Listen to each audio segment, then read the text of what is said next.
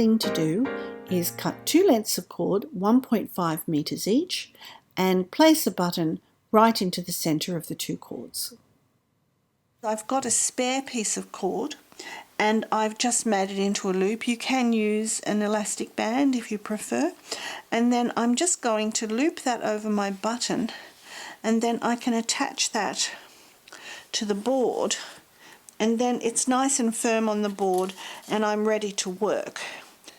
So I'm just going to attach these to the bottom of the board so that they're sitting firm. And then I've got the 2 ready to begin, and I'm just going to start with my square knot straight away.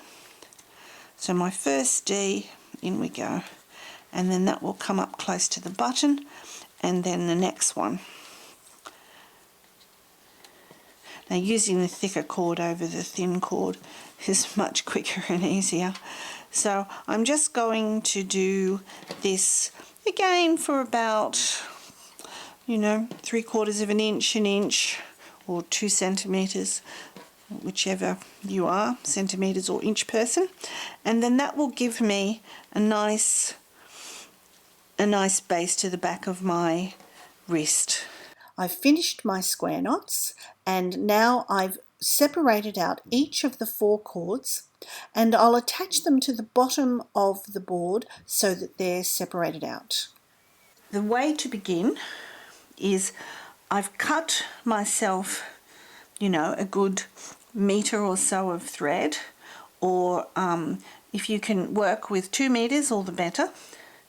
And then I'm going to just take one end of it, and here at the end I'm going to tie a double knot or a surgeon's knot, and I'm going to go just over and through, and then what you usually do is take the other side over and through again, and then pull tight.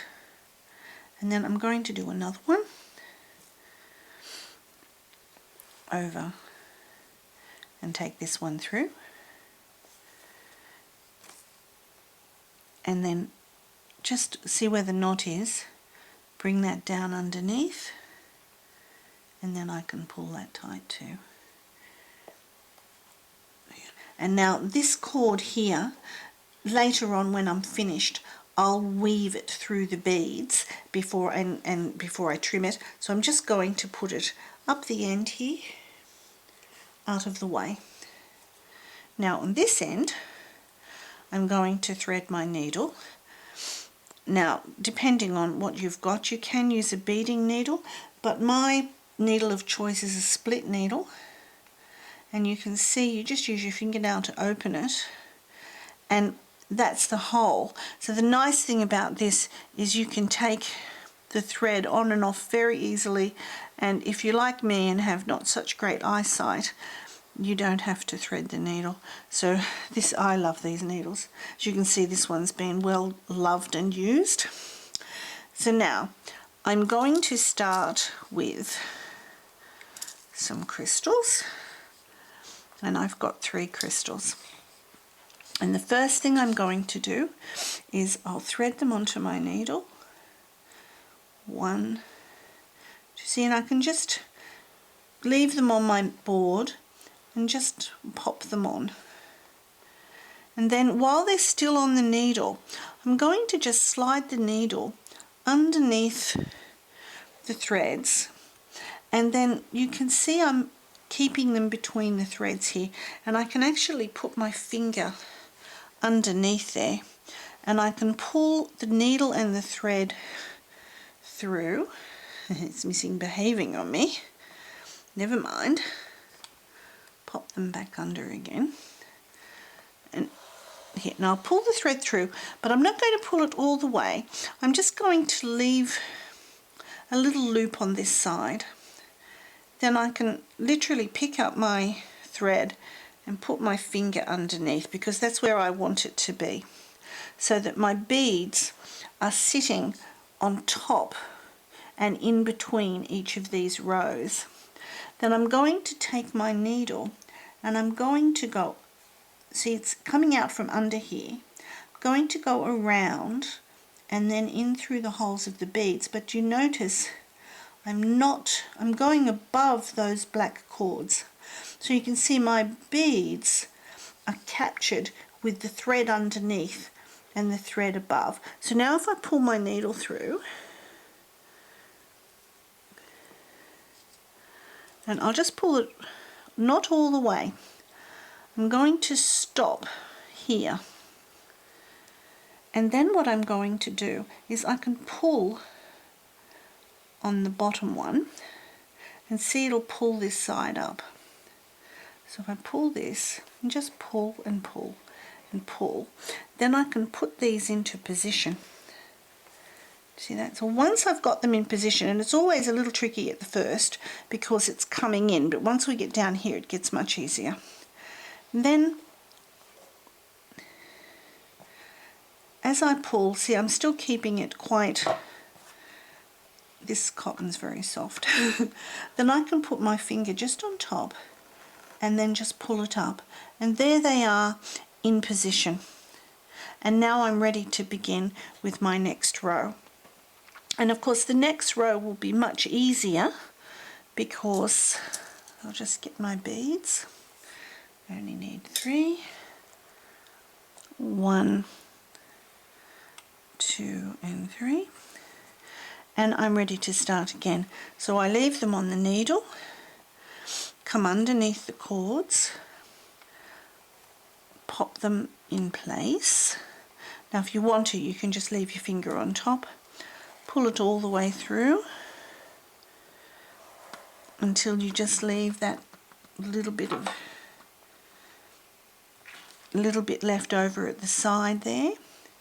Hang on to the threads and pop your finger underneath so that the beads pop up on top of your finger, and then the thread's going to come, so see, remember it's coming out from underneath here, it's going to go around and I'm going to go through the hole of the beads, but I'm on top of the thread. You can see it there. Now I'm going to pull it through,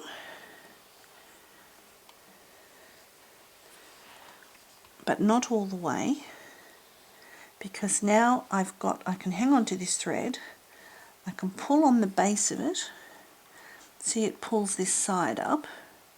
As it pulls it up, I can position them and get them where I want them to be.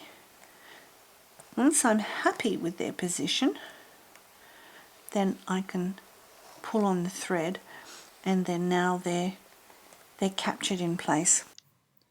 So now that I've shown you how to add in the beads, it's a very simple matter of just continuing along, adding sets of 3 beads until you get to the other end of your bracelet. It's a nice, simple, easy weave bracelet.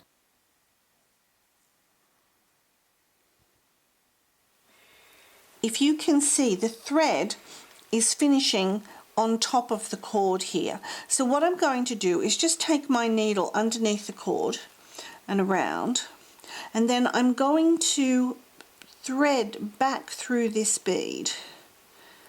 So can you see that? So the thread's coming around or underneath and around, and then when I go through it, that will form a little loop on the side here.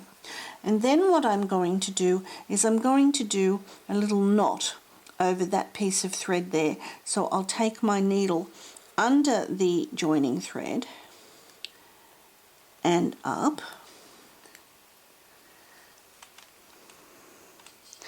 and then what I'm going to do is, you can see the loop of the thread there. I'm just going to take my needle back through the loop of that thread and then pull it up.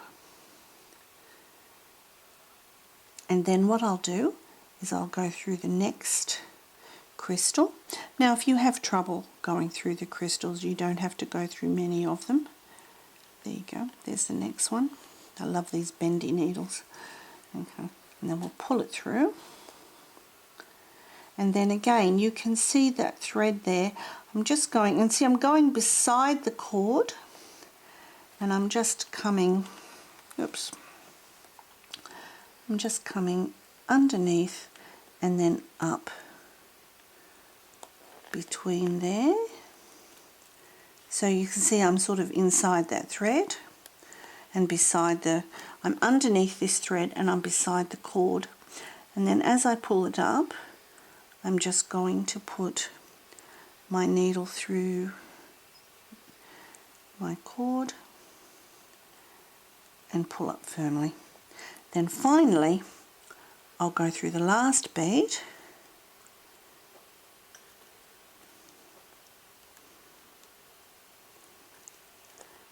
in you go on, there we go, and pull it through or not.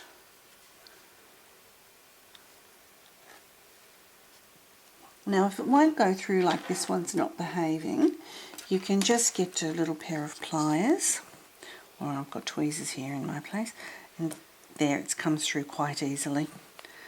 So, and then pull it through. And then you can either do one more knot there, or you can just come in close and give it a snip.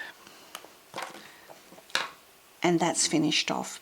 And you do exactly the same way at that thread. At this end, this little thread that's left over at this end here, you treat that in exactly the same way. You come through these beads exactly the same. So once you've done that,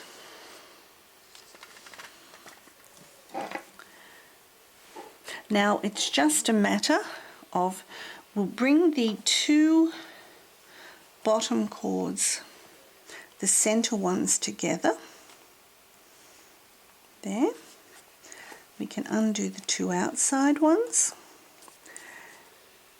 And then we can start with our macrame knot. Now the first one, you don't want to pull it too tight because you don't want to bunch up the beads. So we're going under both of those center cords. Now see, you want to keep that wide. You don't want to pull that up too tight, because if you do, you'll bunch up your beads. So I just want it to be just nice and loose. And then on the next side, or the second half of your knot, again, now you can pull a little firmer and see it won't bunch the beads. And then we can continue on and just finish off doing the end to match the same end as the button. And of course this section here you can make as long as short as you like. And of course don't forget, you can use any type of bead in here. You could use seed beads, you don't have to use crystals, and of course you don't have to use one colour. There's lots of variety. You can play with the patterns and mix and match however you like. So once that's finished, I'm going to glue it inside the knot, and then I'll show you how to finish off the button.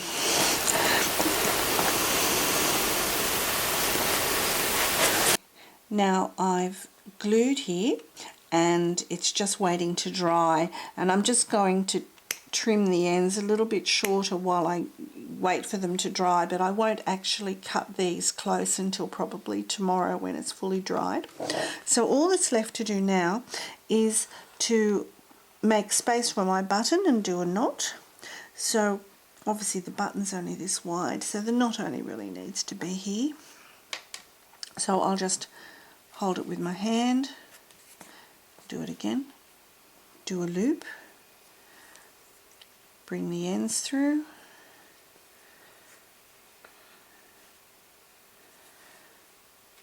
and then just slowly pull it up until it's in the position that I want it to be. See, I'm keeping my finger inside the knot until I get it where I want it, and then I can just slowly pull it up until I have it in position. Then, now what I can also do too is, before I close it up, put a little bit of glue in there and pull hard. And then the other thing I'm going to do is I won't put beads on the end of this. I'll just do another knot. So again, probably not too long, about there. Just do a knot on either side and bring it up. See, if you keep your finger inside the loop, or you can even use a pin inside the loop if you want to, then you can just pull it to where you want it to be quite easily. There you go. So there it is, and I'll do the same here, but I'll also put a dab of glue in all of those, and we're done.